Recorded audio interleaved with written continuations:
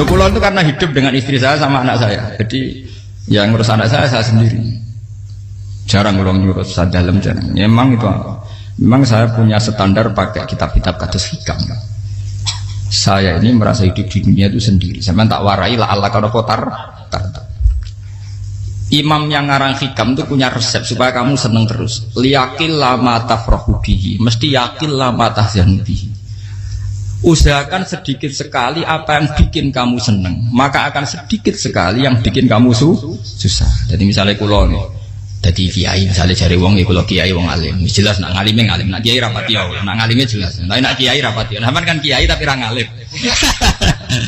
Nah kulo nak darah wong alim malah meliyo jelas. Nak kiai rapati ya, kulo rapati nurut, tapi aturan masyarakat rapati nopo. Nah sampean kiai tapi orang nopo ngalim. Ya beda. Ndak ini memang bedanya jauh. Ya mungkin lebih kiai sampean cara derdek-derdek dongo meyakinkan sampean. Tapi cara artine dongo piye paham kulo. Lha boten iki nyata, sampe rasa tersinggung. Napa barang-barang napa? Nyata. Nah, kulo sering ditakoki kiai-kiai masalah.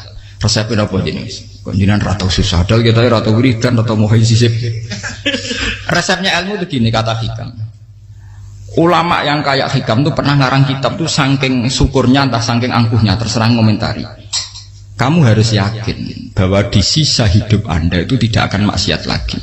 Sehingga kalau kamu ditakdir maksiat, anggap saja akhiru maksiatin kudirat alika. Anggap itu yang Siapa yang menganggap mohal bahwa dia tidak akan dosa sampai mati, berarti menganggap Tuhan itu lemah.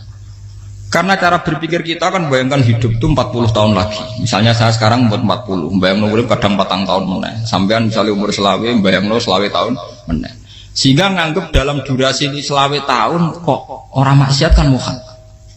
Apalagi sampai sudah tahu maksiat itu bakat paham. Ya maksiat ya kelas-kelasan, nak bikin pacaran.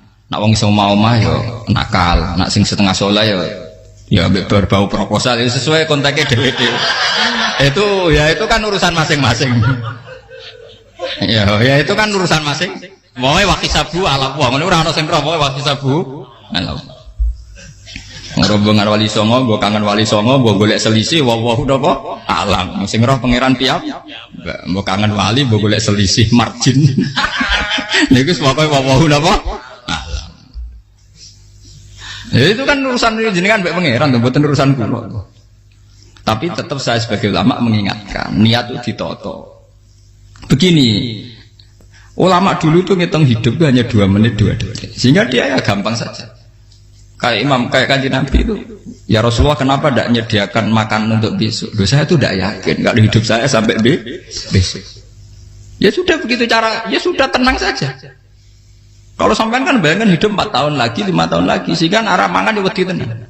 Padahal bolak-balik zaman cilik arah mangan tetap ya wedi. Jadi cara berpikir Nabi itu begitu. Begitu juga cara pikir sahabat, cara pikir ulama-ulama yang waras itu begitu. Loh, saya itu pernah melarat di Jogja, zaman pertama merantau. Itu kalau nanti saya bilang, Gus kok tidak punya beras, tapi apa yakin nak sesuk urip paling. Kowe buta mangan sesuk, anak sesuk ijek napa? Urip. Cara berpikir ulama itu begitu. Sehingga melihat maksiat juga gitu.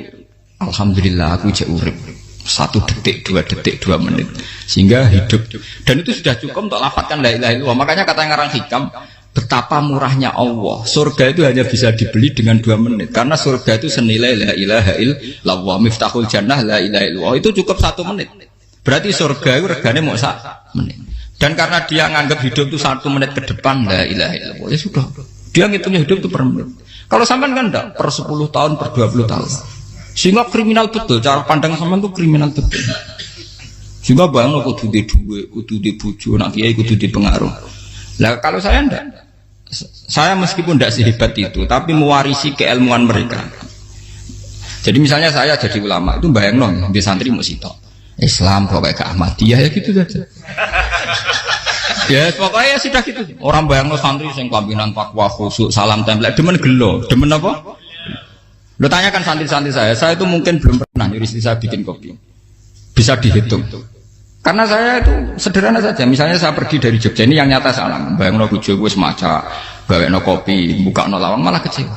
Seperti umumnya orang kan gitu. Semerantau ada bang bojoku nyuambut, digawekno kopi, digodhogno banyu hangat teman, bareng teko bojone wangep kukur-kukur.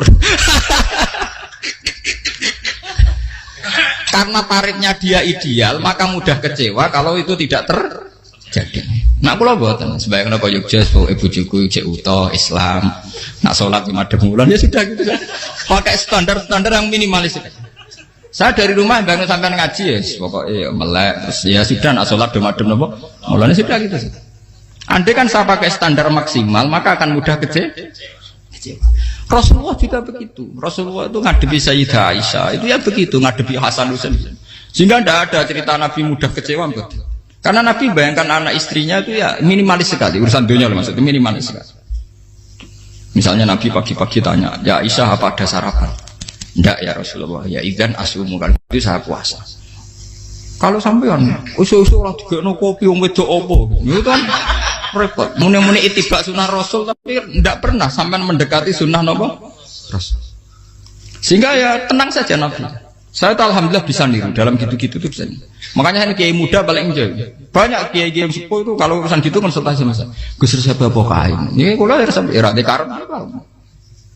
Juga saya tidak pernah bayangkan opo tanggaku seneng aku atau orang ngaji aku kecewa, tidak pernah bayangkan. Sampai bukan makhluk, tidak penting. Kecewa itu tidak penting. Saya itu orang alim, ngerti ini warido kamat lubi, ora warido kum. Yang tak golek ridane pengiran, ridane sing ngaji, ridane konsumen. Itu apa makhluk tidak penting.